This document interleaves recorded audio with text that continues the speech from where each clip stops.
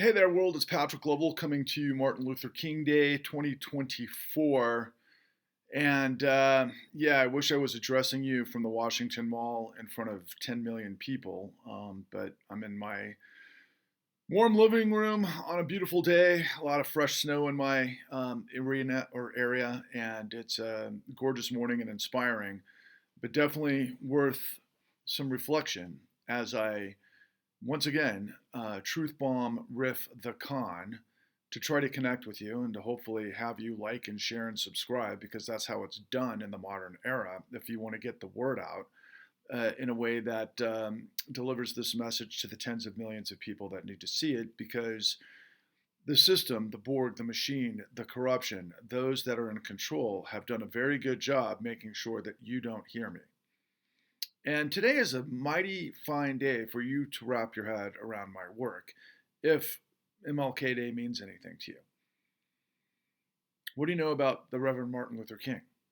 Well, most of us should know that he was assassinated in April 4th, 1968 at the Lorraine Motel in Memphis, Tennessee, because he was a part of workers' strikes fighting for and ending and eradicating systemic predation and racism in our economy.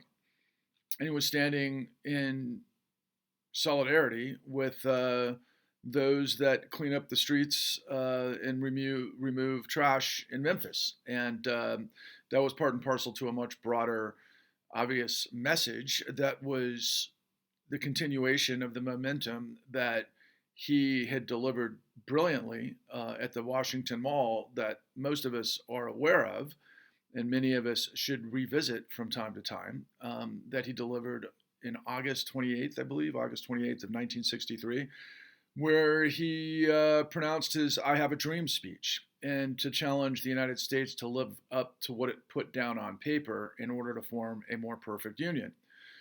And in my life, as I've said in many of these truth bombs, that I regarded Dr. MLK as a prophet, as Moses, as someone who, as a real flesh and blood, flawed human being, and all of that era that came with a lot of the same sorts of set up hit jobs that all fallible men could become prey to.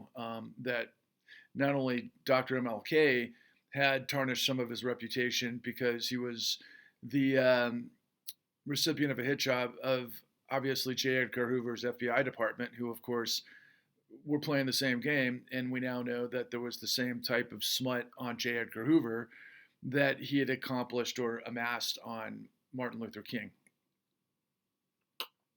However you want to carve it up, Martin Luther King was under immense pressure, as we can see, and he certainly wasn't paranoid. So, look, who am I?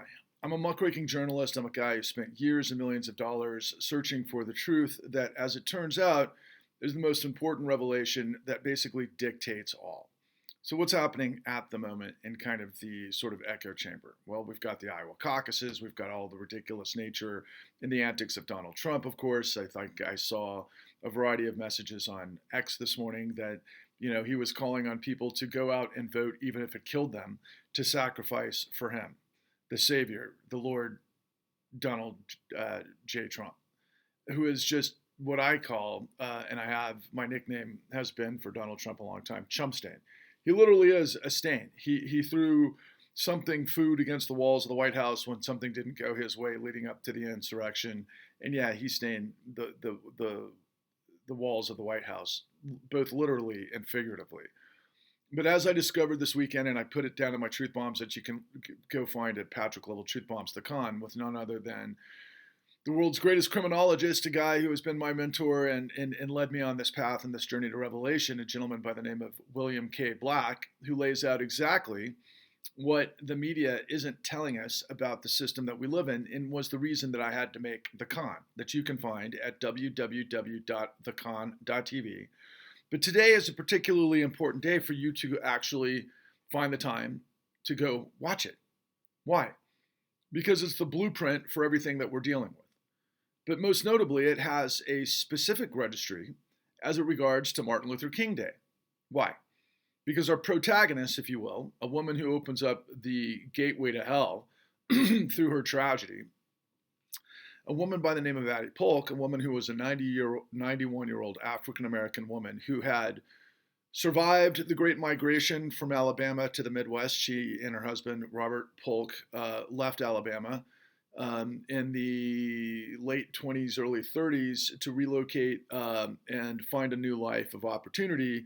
And actually, it was probably the mid 30s when they did. And then it was because of World War II that they were able to kind of get their toe into the American dream because of the nature of the war and the white working class going to fight the war for the most part, and both women and African Americans filling in a lot of the holes necessary at the factories. And so her husband, Robert Polk, worked in the rubber industry in Ohio, 2 jobs apiece around the clock, to eventually afford a home, which was an incredible accomplishment for African Americans at that time who had escaped Jim Crow. And Addie Polk had lived in that home for the next 40 years. She had also, obviously, through this process, overcome redlining as well. And redlining was a technique used by banks that many of you might recognize through the 50s and the 60s and the 70s to make sure that black neighborhoods were separate from white neighborhoods. And there was a lot of techniques in doing that, which prevented African Americans from finance or being able to finance their homes to get what? The piece of the American dream. Why? Because the American dream in home ownership is really ultimately sustainability. It's safety. It's a place where people can raise children and provide an opportunity for children to do better than the previous generation. And that's why we call it the American dream.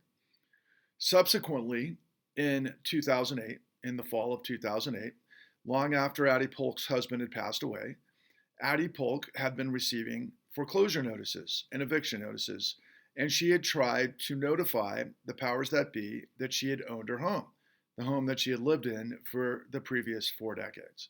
But nobody would listen. And eventually, the sheriffs came to her door. They were about to forcefully remove her, to put her on the streets, to extract her from the home that was her American dream, now turned nightmare, because she turned her husband's gun on herself, shot herself in the chest 5 times. The constitution of this woman must have been beyond comprehension to survive such a thing. I don't know how she got off that many shots to begin with. And it didn't kill her right away. She ended up dying 6 months later. And by the way, in her story that we revealed, the GSEs, the government-sponsored enterprise, otherwise known as Fannie Mae and Freddie Mac, and those that Ginnie Mae and all of those that help the financing apparatus to provide American home ownership to Americans, eventually relinquished the foreclosure process, but it was too late. And if you go look at the property today in Akron, Ohio, at least the last time I was there a couple of years ago, her house had actually been bulldozed and removed. The story literally obliterated from this world, so that no one knows what happened to Addie Polk. Now, what happened to Addie Polk was an unbelievable tragedy, but that led to the ultimate miracle. But first, understand what happened to Addie Polk. Addie Polk was a victim of what we call straw buying. Straw buying is a process in which those who understand how to get financing for mortgages can work in a conspiracy to create fraudulent documentation in which that process can start and actually generate financing for somebody who isn't real. So if you know how the system works, you can fraudulently sign Addie Polk's signature and pretend like you are the owner of the house, and you can actually get loans in her name, which is pretty much what we think happened. We haven't closed the circle on that ultimately, but we have a lot of information that leads in that direction. And by the way, that was going on immeasurably throughout most of African American at that time period, and I'm sure still does today. In fact, in the con, we revealed that there was somewhere in the neighborhood of a $200 million racketeering scheme that involved straw buying that the FBI circled the noose on and busted, that involved Midwest cities like Cleveland and Detroit and Pittsburgh, among others. And so this ensnared a lot of innocent African Americans like Addie Polk, who were elderly at this time, who had fought through so much only to fall victim to documentation fraud and identity theft, which millions of Americans have fallen prey to. But when we discovered Addie Polk's story, it opened up the door to a miracle. It led us to Summit County, Ohio's fraud task force that actually did the work. As it turns out, a bunch of white cops that knew nothing about finance, but that just did the gritty work of being able to put together what was a crime ring and do the forensic evidence necessary to reveal that a regional player that was using all of the same elements of what we show you in the con, which reveals actually how the entirety of our financial system, most notably Wall Street, were engineering this racket. And they just exercised the law. Because as the great Tom Murphy, who was the lead investigator for this task force, said point blankly, it's theft. And that's all it was. And former Attorney General Mark Dan, who had the courage to do his job as a representative of we the people, revealed to us that, well, if someone shows up at your door, you know, in a mask and guns, you know, they'd send all of their resources to stop the theft as it was happening. But because the system were sending people with pocket calculators and contracts, this thing was able to go unnoticed for a very long time. And it got tens of millions of people. Ultimately, this con led to 55% of African American household wealth evaporating. So all of the gains that African Americans had after we had reversed redlining and created what was known as the Community Reinvestment Act that enabled banks or forced banks to be able to loan in a 50-mile radius of where they had their, their actual retail locations, that eventually a lot of people that were looking for a fall guy would ultimately blame the entire racket that led to the global tsunami that destroyed the global economy. They blamed on the victims. And ultimately, there was 60% of Latino household wealth, and all of those gains also evaporated. Now, how was it possible to be able to target the most vulnerable amongst us with a fraud that would ultimately envelop the world? Well, that's what we show you on the con, as well as the only RICO conviction in the entire country that was a calamity that took out at least 10 million homes in what we now understand were illegal foreclosures that led to what was then a $4.6 trillion housing market between, let's call it 2004 and 2006 to 2008, to a $600 to $800 trillion derivatives market that all collapsed because of what we call liar's loans, all predicated on control fraud that stemmed from the highest of on high, the CEOs of our financial system, primarily the two big to fail banks, which we call systemically important financial institutions, that were saved by the full faith and credit of the United States, in which we provided $33 trillion in emergency lending apparatuses that enabled those that created the largest racketeering grift in history to get away with the crime, and then we paid them trillions upon trillions of dollars for the honor of doing that to destroy the American middle class. And in so doing, they connected the targets of predation, which were primarily at first minority households, then it engulfed the entire country, and most of which were people that were elderly that actually owned their own homes that refinanced because they had no more income. They were living on fixed income, and yet prices went through the roof. So they used their houses to basically cover the gap. But it also devoured the white working class and their pensions, which is retirement, which these money managers were able to connect both from selling the fraud and then ultimately selling not just to the consumers that were involved with the housing market, but to the pensioners and the white working class that spent their entire careers saving for retirement only to have it blown up in a massive grift that was a racketeering enterprise that basically fostered tens of millions of felonies. And it ultimately created Donald Trump. Donald Trump's been in this business the entire time. Everything that's on display in this civil fraud trial between the New York AG's office and Donald Trump have elements of everything that I just explained to you. You've heard about the appraisal fraud? Yeah, that's part of it. It's appraisal and accounting fraud, and it's all predation. And by the way, it creates what we call a tetron or a tetrahedron of sinister villains that all work together. The top four accounting firms, law firms, and quite frankly, states, and all elements of people to manifest the flow of money for investors that creates what we think is a market. But it's also based on deception, deceptive acts and practices. And as we see these Iowa caucuses happening today, and as we hear the media and anchors and guys who get paid millions upon millions of dollars to give us every which way stories of every which way to Sunday, and let's think about the things that are happening today, right? And let's correlate it to what we should be thinking about on Martin Luther King Day.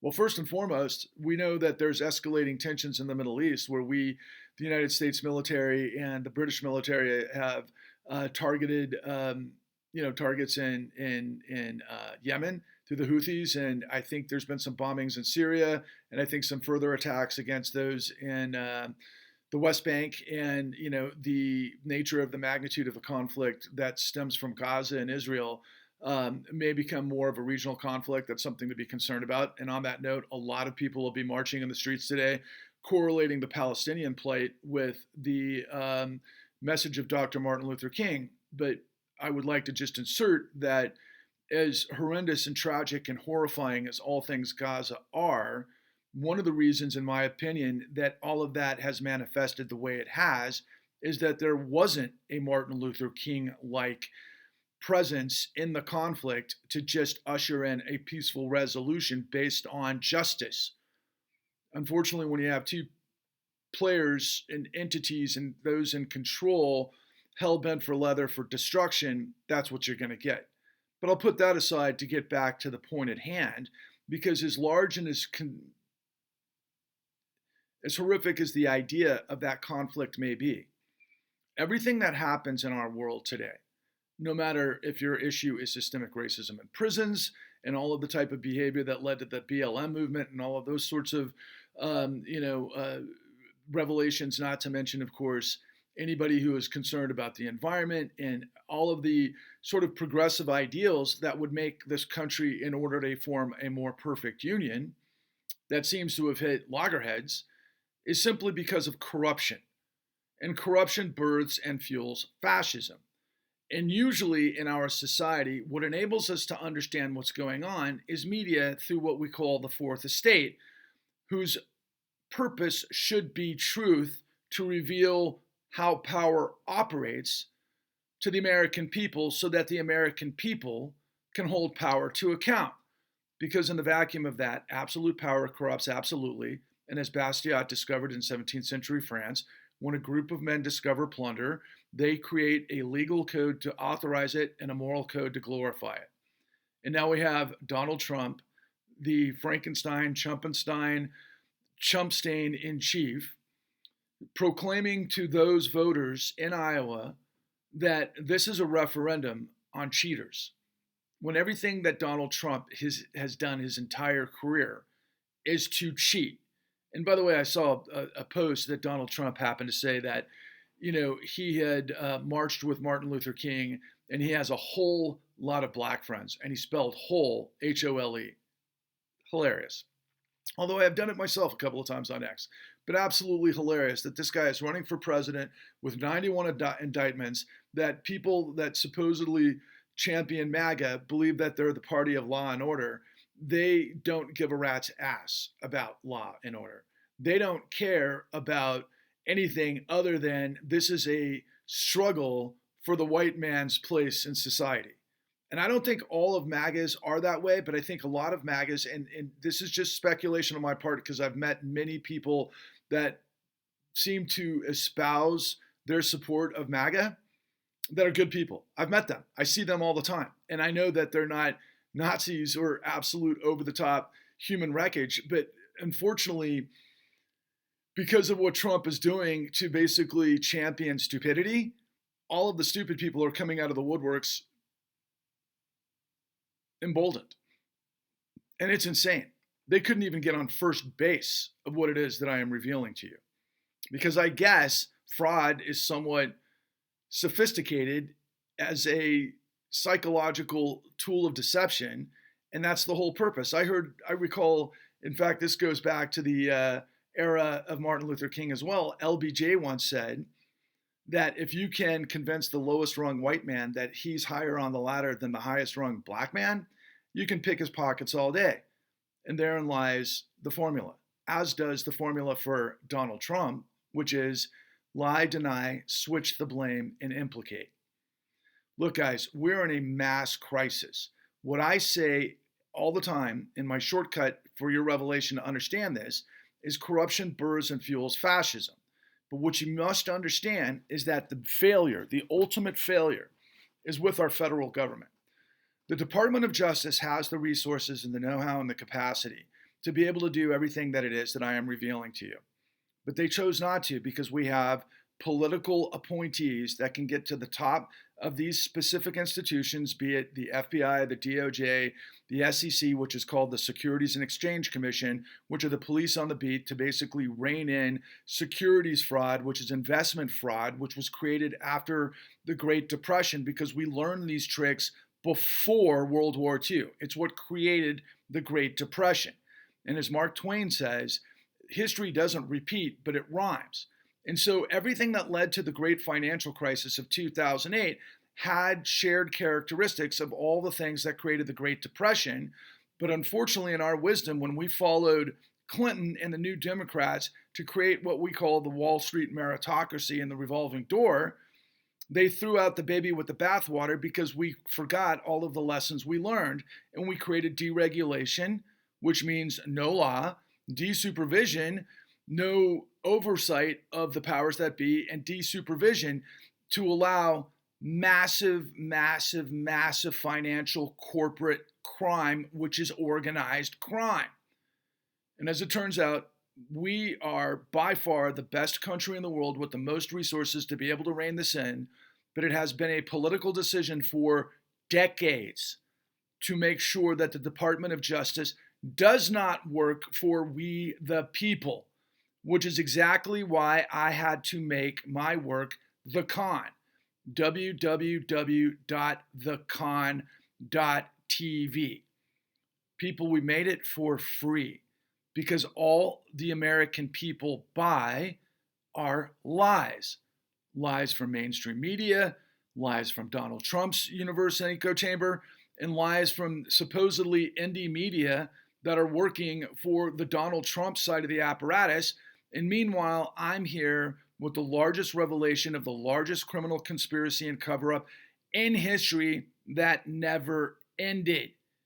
As a result of everything that I'm revealing to you, and this is something that should make Martin Luther King turn over in his grave, based on systemic predation and racism especially, that we literally provided $70 trillion since 2009 to a tiny percentage of people who have pulled the wool over everybody's eyes and created a hijacking and a coup d'etat long before the January 6th insurrection.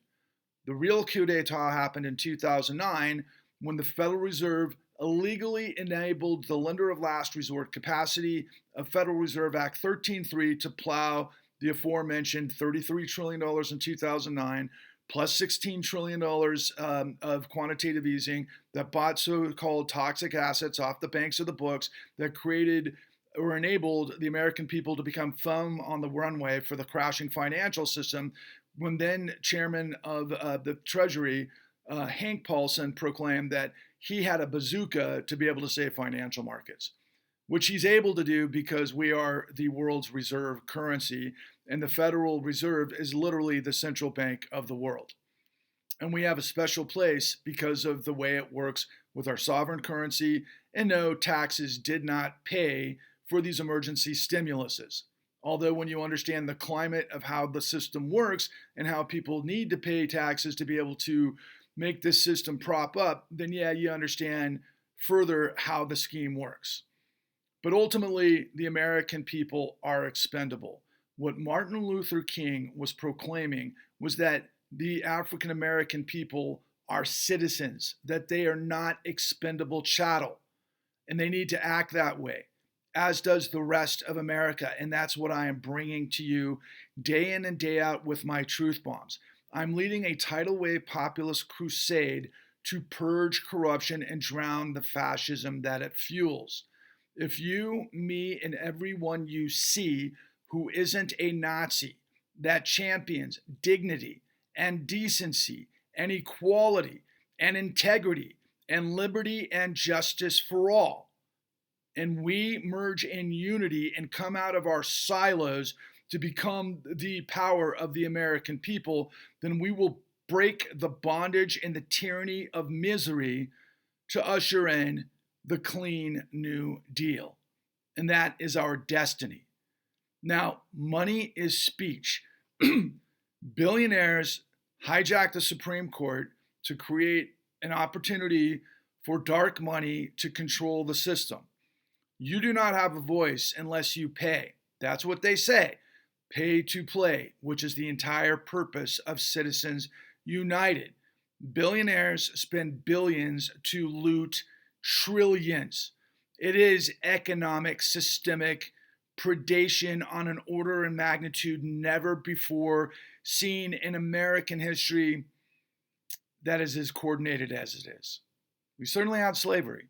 This is just the same thing with a different face, and you don't understand how it works because the greatest trick the devil ever played was to convince the world he didn't exist. But as far as my life goes, they kept pissing on my head, telling me it was rain because they must have thought I was some kind of new fool. But I'm not. My name is Patrick Lovell, and I figured it all out with the great tutelage and the direction of the mastery of William K. Black and all of the heroes that I had found on my incredible journey that redeemed me, even though I've been fighting on the front lines in this sort of trench warfare for now years to try to get your attention. I promise you, all of mainstream media is in on it, either as a confederacy of dunces or a conspiracy of fools. They don't understand control fraud. They don't question CEOs of our financial system and our big corporations because they get paid by it. And if you don't understand who the dons of this giant conspiracy are, then you have no chance to be able to remedy the situation. And I offer this in conclusion. Many people want to blame capitalism. This is not capitalism. And we are not fighting to save democracy. We no longer have a democracy. We haven't for some time.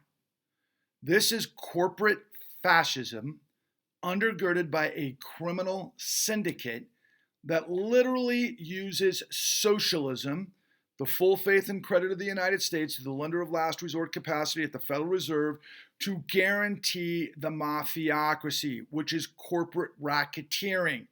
The entire system is in on it, and now they're fueling and fomenting fascism so that you can't see the forest for the trees.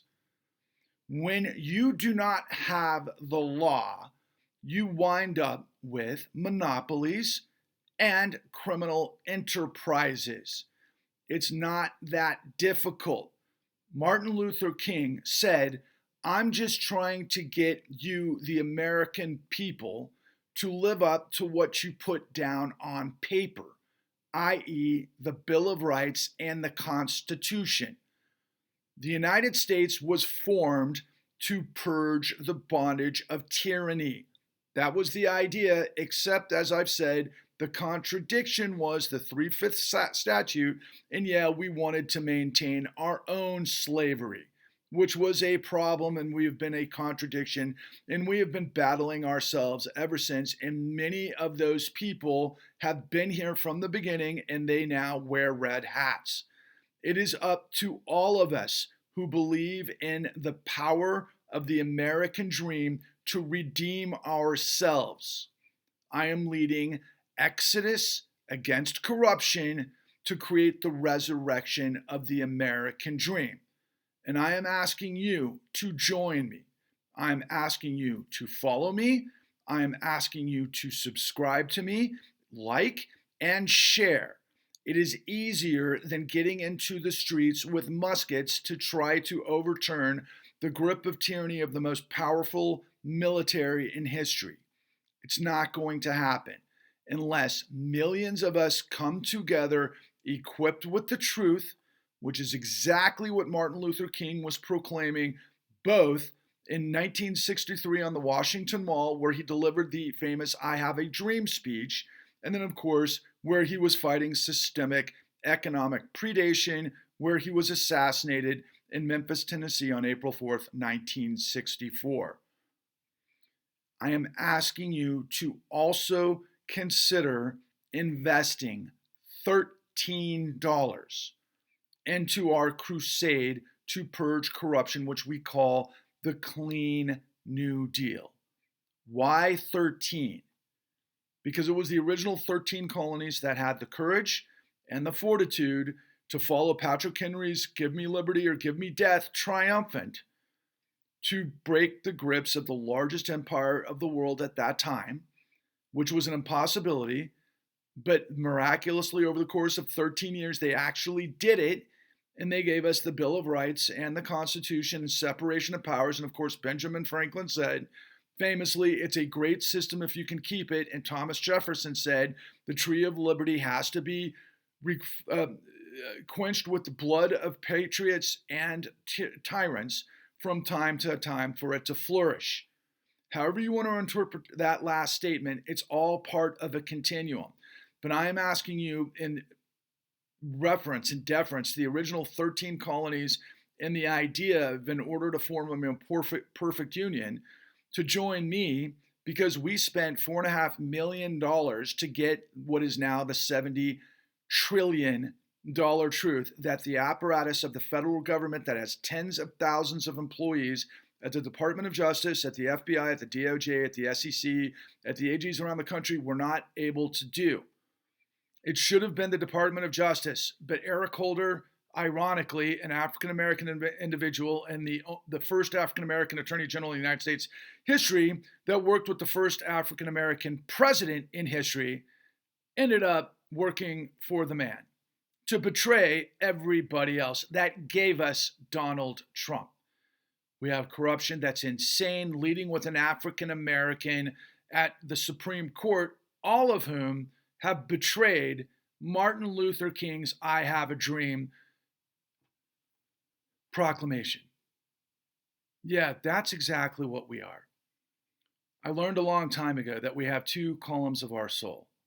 We have character, integrity, and dignity and decency versus hypocrisy, duplicity, and complicity. I don't live a lie because I have character. That's a long line of people in my family that had character, so I know what it is. It is character versus deception. And I will finish with this.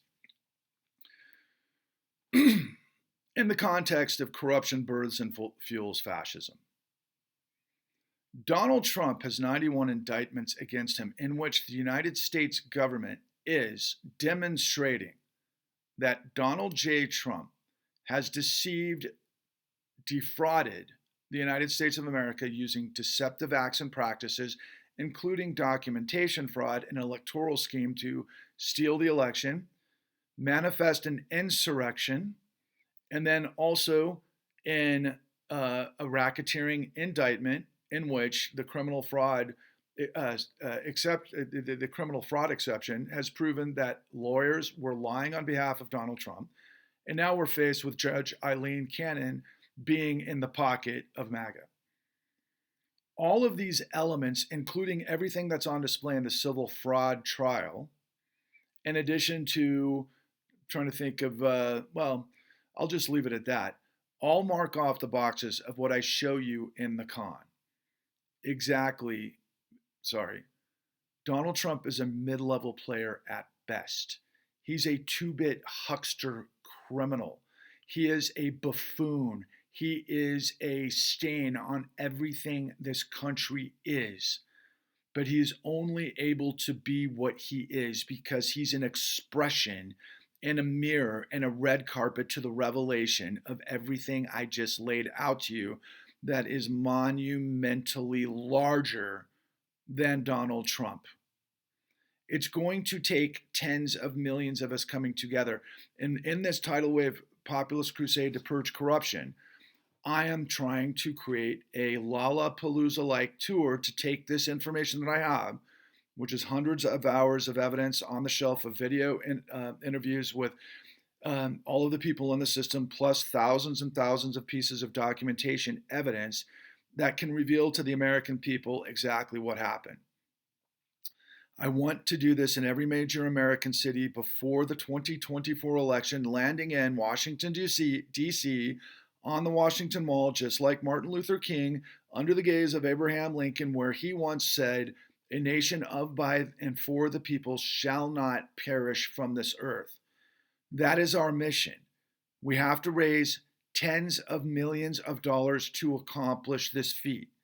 If you can't afford $13 because you've got to pay for Starbucks or Netflix or HBO, then I would encourage you to study what I have, share it, and become a vector of information to plow through the lies and the madness of the ocean that exists to destroy everything in every direction on X and social media and, of course, mainstream media. But if you can afford to invest $13, then please do not hesitate. Do it today. Call me, ping me, organize your time, volunteer your time to become a part of what we're doing. We have the answers that can take the entire system down. We have got to create what we're doing as a modern day Pecora hearing, because Ferdinand Pecora was an Italian immigrant that came up miraculously after the Great Depression, that the federal government put him into a position to do the investigation that led to us realizing the grift that Wall Street was getting away with, that ultimately led to the Securities and Exchange Commission, which were the police on Wall Street, and the Glass-Steagall Act, which separated commercial banking from investment banking, which is where this entire grift starts. And the calamity started during, this next round of the calamity started during the Clinton administration, when we got rid of all of the laws that we learned the lessons back in the Great Depression. It's all about deception and theft, and they have absolute control, and it's up to us, the people, because nobody else is coming to the rescue. I've got all of the answers, and I need tens of millions of you to join me. If 10% of the 100 plus million people came on board, if we were able to realize 13 million $13 donations, we'd have $169 million in our war chest to create the party of truth that could then elevate a presidential candidate to basically change what is now the lesser of two evils approach. It's all a game to make sure those in power maintain power, but they maintain power not of and for and by the people, but of, for, and by the corruption of our corporations. That is who is in control, which is nothing other than modern day kings, monarchs, oligarchies, the top 1% or the top 0.001% more specifically, have complete control and ownership of our country. And the likes of Elon Musk have created a platform of lies and bloviating scenarios to make sure that you don't understand how this whole system works. It's a perpetual battle between good and evil, the righteous versus the devils of deception. Do not put your head in the sand. That's what they count on. Rise, roar, revolt. The truth, when you have the truth, you are bulletproof. It's not rocket science, it's racketeering. This is the righteous grind. It's called the Clean New Deal. Onwards and upwards, because we all have a dream. Thank you.